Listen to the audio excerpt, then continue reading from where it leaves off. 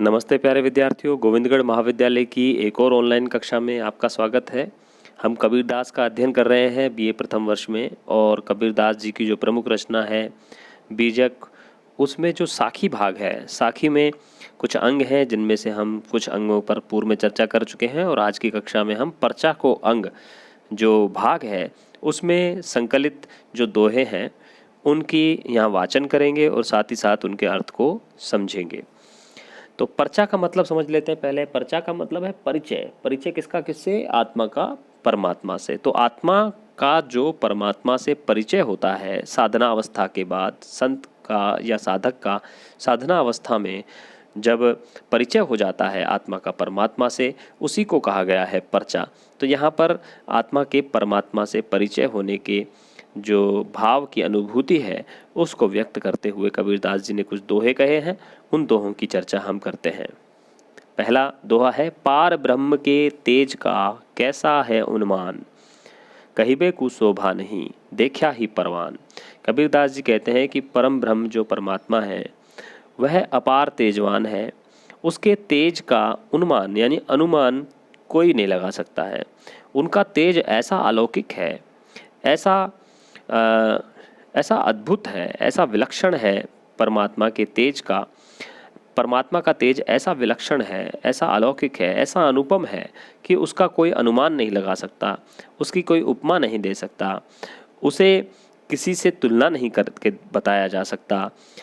कहबे को शोभा नहीं, कहने के लिए तो शोभा ही नहीं है, अर्थात ऐसी शोभा है कि कही नहीं जा सकती।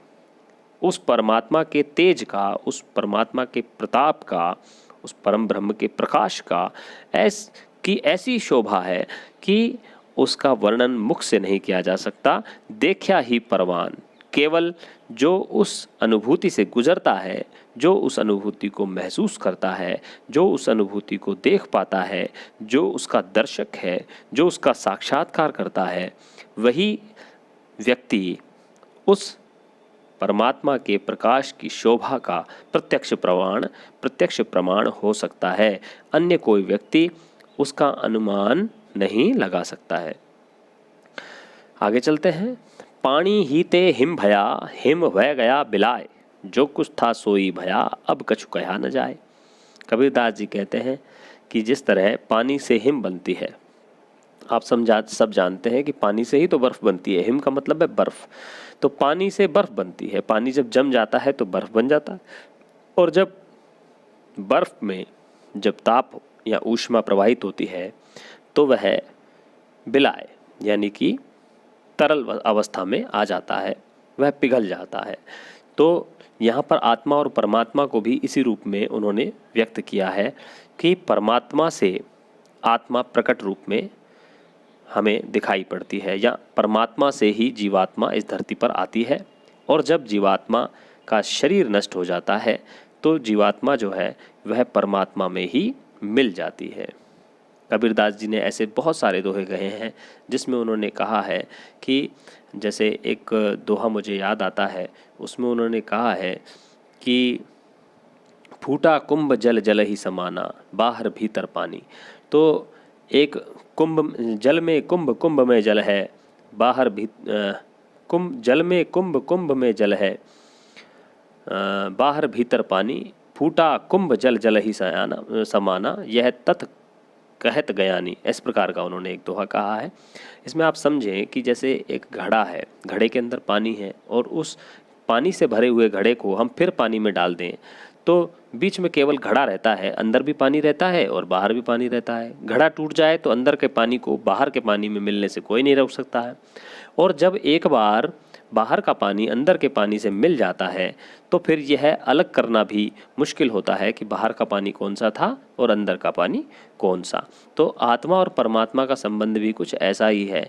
एक बार जब परमात्मा से आत्मा पृथक होकर के जीव के शरीर में आ जाती है, और जब जीव नष्ट हो जाता है तो वह आत्मा परमात्मा में इस तरह से मिल जाती है कि उसे फिर अलग किया जाना मुश्किल होता है। तो कबीरदास जी ऐसा ही कह रहे हैं कि पानी ही ते हिम भया, हिम वह गया बिलाए, जो कुछ था सोई भया, अब कछु कहा न जाए। जो था वह वैसा ही हो गया, अब कुछ भी कहा नहीं जा सकता। अगला दोहा पढ़ते हैं। तत् पाया तन बीसरिया जब मुनि धरिया ध्यान। तत् पाया, तत् पाया का मतलब है परम तत्व की जब प्राप्ति हो जाती है तो तन बीसरिया मतलब शरीर की सुध बुध नहीं रहती है, शरीर को भूल जाता है व्यक्ति। शरीर में क्या कष्ट हो रहा है, शरीर को सुख हो रहा है कि दुख हो रहा है, किसी प्रकार की अनुभूति नहीं रह जाती है। जब मुनि धरिया ध्यान, जब जो मन होता है वह साधना अवस्था में पहुंच जाता है तब शरीर की सुधि नष्ट हो जाती है और परम तत्व की प्राप्ति हो जाती है। तपनी गई शीतल भया, और हृदय की जो पीड़ा है, परमात्मा से न मिल पाने की जो पीड़ा है या अज्ञान का जो अंधकार है, उसकी जो कष्ट है, वह सब नष्ट हो जाता है और हृदय शीतल हो जाता है। जब शून्य किया स्नान, जब शून्य शिखर पर, यहाँ थोड़ा सा आपको कठिनाई हो सकती है समझने में, क्योंकि ये जो शब्दावली है ये संध्या भाषा की शब्दावली है। यहाँ पर कुंडलिनी जागरण और हाठ योग से संबंधित जो शब्दावली का प्रयोग किया गया है। शून्य किया स्नान, ऐसा माना जाता है कि मनुष्य के मस्तिष्क के पास एक त्रिकुटी नामक स्थान है जहाँ पर एक ब्रह्मरंध्र होता है और उस ब्रह्मरंध्र में अमृत की वर्षा होती है। अमृत की वर्षा होने के लिए मनुष्य को साधना करनी होती है, कुंडलिनी को जागरण करना होता है, जागृत करना होता है। और जब मनुष्य की कुंडलिनी जागृत हो जाती है तो उस ब्रह्मरंध्र में से अमृत की वर्षा होती है। शून्य शिखर भी कहा जाता है इस ब्रह्मरंध्र को। शून्य शिखर से जो अमृत की वर्षा होती है उसमें आत्मा स्नान करती है और उसके बाद उसे परमात्मा की प्राप्ति हो जाती है। तो यहाँ पर भी ऐसा ही कहा गया है कि तपन गई शीतल भया जब शून्य किया स्नान, जब आत्मा शून्य शिखर पर जो मानसरोवर है उसमें स्नान कर लेती है तो हृदय की सारी तपन जो है वो नष्ट हो जाती है और मन शीतल हो जाता है। यहाँ एक उलटबासी है और इस उलटबासी में जैसा कि हमने पहले भी उलटबासी के बारे में बात की थी कि कबीरदास जी ने कुछ उलटबासियाँ कही हैं और उन उलटबासियों में कुछ विरोधाभासी अर्थ होते हैं। तो यहाँ अर्थ है, देखिए, आकाशे मुख औंधा कुआं पाताले पनिहार, कि आकाश में औंधे मुख वाला एक कुआं है। आप जानते हैं कि कुआं नीचे होता है और उसका मुंह हमेशा आकाश की तरफ खुलता है, लेकिन यहाँ पर कुछ उल्टी बात कही गई है कि आकाश में एक औंधे मुंह वाला कुआं है और पाताल में पनिहारी खड़ी है। ताका पानी को हंसा पीवे, और हंस उस पानी को पीता है। बिरला आदि विचार, यह जो आदि विचार है, यह जो श्रेष्ठ विचार है, इस पर विरल लोगों ने ही, बहुत कम लोगों ने चर्चा की है, इस पर ध्यान किया है। आकाशे मुख औंधा कुआं, आकाश में औंधे कुएं का मुख है। अब समझें इसको, ये ब्रह्मरंध्र की बात की गई है।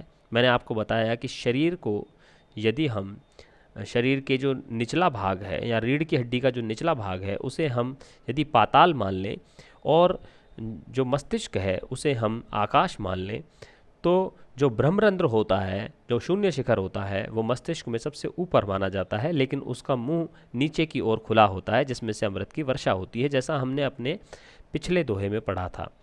पाताले पनिहार, और पाताल में पनिहारी होती है। ऐसा कहा जाता है कि कुंडलिनी जो है वो रीढ़ की हड्डी के निचले हिस्से से जागृत होना शुरू होती है और ऊपर की ओर बढ़ती जाती है, और जब ऊपर की ओर बढ़ते हुए वह ब्रह्मरंध्र तक पहुंच जाती है, शून्य शिखर तक, मस्तिष्क तक पहुंच जाती है, तो त्रिकुटी में जो ब्रह्मरंध्र होता है उसमें से अमृत की वर्षा होती है। ताका पानी को हंसा पीवे, जब कुंडलिनी जागृत होती है, यहाँ पनिहारी का रूप दिया गया है कुंडलिनी को, जब वह जागृत होती है तो आकाश में जो औंधे कुएं वाला मुख है यानी ब्रह्मरंध्र है, उसमें से पानी की वर्षा होती है यानी कि अमृत की वर्षा होती है, जिसको हंसा पीवे। हंस का प्रतीक यहाँ पर आत्मा से बनाया गया है। जो आत्मा है मनुष्य की, वह उस अमृत की को पीती है और उसका जीवन सफल हो जाता है, उसका परमात्मा से साक्षात्कार हो जाता है। यह एक श्रेष्ठ विचार है जिस पर बहुत कम लोगों ने ही विचार किया है, ऐसा कबीरदास जी कहते हैं। तो चलिए, इस कक्षा में इतना ही। आगे कुछ अन्य अंगों पर हम अगली कक्षा में बात करेंगे। बहुत बहुत धन्यवाद।